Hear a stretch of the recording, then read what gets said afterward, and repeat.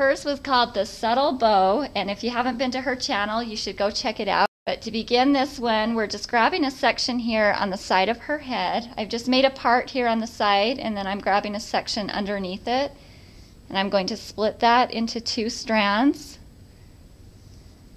I'm going to have her hold this one for just a minute while I get this other one parted out. So you just want 2 strands that run along the length of that side part. So after you get those 2 strands parted out, you're just going to braid each of those. And to begin with, I am going to spray these down with a little bit of water so that we don't have flyaways. And then you can really do any type of braids you would like. We're just going to do a regular 3-strand braid and keep this simple.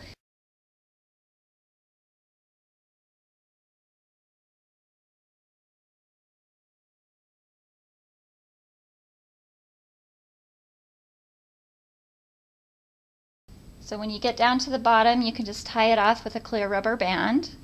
So same thing with this other strand. I'm just going to make a regular 3-strand braid all the way down to the bottom.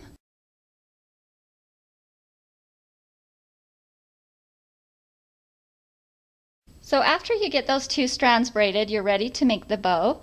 And you're going to do this sort of like you would tying a shoe, but normally when you tie a shoe, you would cross these 2 strands, bring one up through the middle and pull it like that.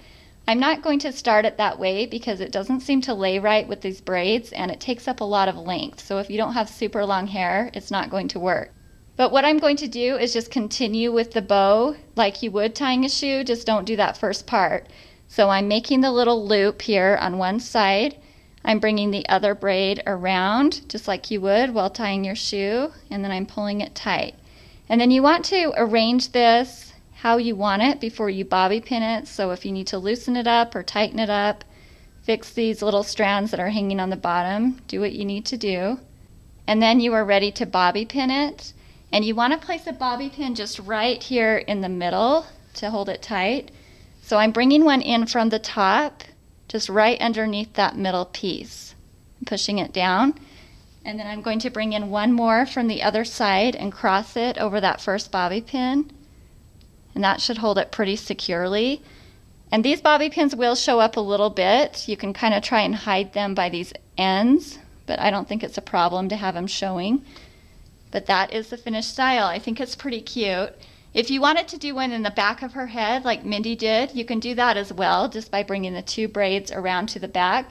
But you are going to need longer hair to do that. We tried it on her hair and the ends ended up being only a couple of inches. And so we opted to do one on the side.